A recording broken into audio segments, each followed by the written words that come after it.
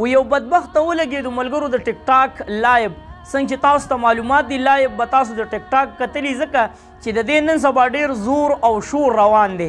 او پنشمنټ ته زمونږ څوک زمونږ دا پښتانه او زمونږ دا مسلمانان په دې انتظار باندې هغه چې کومه لایب ده د ټیک ټاک نو هغې له ټایم ورکوي د دې وجې چېرې کله پنشمنټ وي نو چې هغه پنشمنټ به څه وي هغه پنشمنټ کې به تاسو ډېر عجیبه عجیبه کردار کتلي وي ملګرو خو دغه یو بدبخته لګېدلی دی او پنشمنټ کې خپل له کور سپین ږیری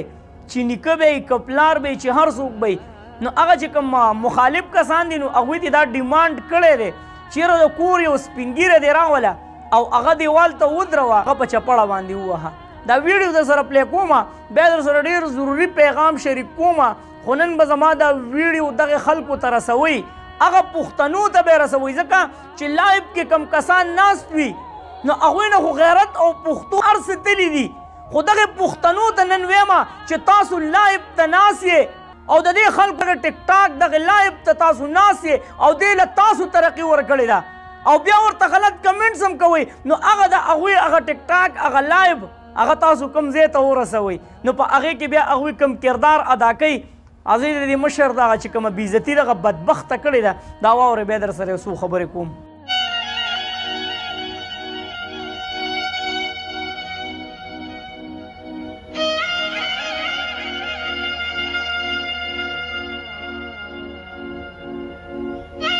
ویډیو تاسو وکتوئ مړه ټیک ټاک په دې ځوان باندې دې څه کړي دي او مړه لږ وشرمېږه ځان باندې دې څه کړي دي ته خو پښتون وې ستا تاریخ یې په کتاب لیکلی په هغه خوږ او دروند انسان باندې دې څه کړي دي دا پته نشته چې پښتانه دي او که زه خو پېژنم هم نه په دغه لایب کې خو ما ته یو ویډیو ملګري راولېږله چې نوید به یې مهرباني وکړه په دې باندې یو پیغام ورکړه نو دغې کسانو له زه پیغام نه ورکوم نن ویډیو زما دقه پښتنو دپاره ده کم چې دغه لایب ته ناست دي او ګفټونه ورته رالیږي او د دې پنشمنټ په انتظار یي چېرې کم د بېعزتۍ او د بدبختۍ کار دی چې هغه به دا کس اوس راوړي او د دې په انتظار یې او دې ته خوشحالېږي دغه چې کم کسان ورته ناست دي نو حدیث دی که نه تاسو به حدیث اورېدلی وي مسلمانان خو یو که نه حدیث ته خو مخ نه شو اړولی وایي هغه کس په موږ کې نه دی کم چې په ماشومانو باندې شفقت نه کوي او د غټو احترام نه کوي نو دا په موږ کې دي دې ته تاسو مسلمانان ویلی شئ دغه چې کوم بدبخته لګیا دی خپل دغه سپین ږیری راوستو او دله په شا باندې لګیا دی ګزارونه ورکوي او دا نور ورته خوشحالېږي نو دغه مسلمانان ماته نه ښکاري ځکه چې دوی به دې دا ډیمانډ کړی چې په کور کې وګرځه او سپین ږیری دې راوله مسلماني ده دا زموږ حالات دي ټیک ټاک نه دی درته ویم چې دا ټیکنیک دی په ډېر عجیبه طریقه باندې دغه غیر دینه لګیا دي زما او ستا ایمانونه تباه کړل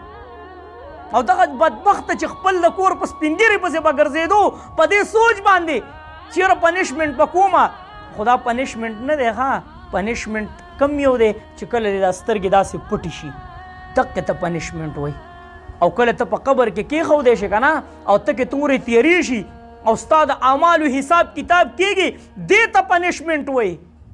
دا پنشمنټ نه دی دا ستا د بدبختۍ کردار دی چې کوم تا ادا کو خپل سپین ږیری دې راواغستو ټولې دنیا ته دې وشرمو خپل کردار دې ټولې دنیا ته ښکاره کو چې زه د دې کردار سړی یم چې زه د خپل سپین ږیری احترام نه کوم او د ټیک ټاک د دې پنشمنټ دپاره د دغه لږ شوق دپاره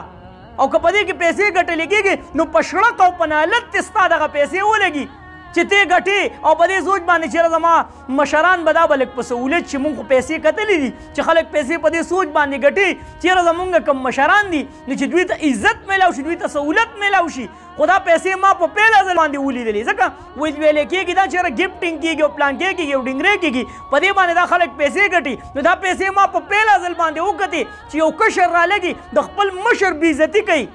نو دا به څنګه پیسې چې ته پرې د خپل مشر بېعزتي کې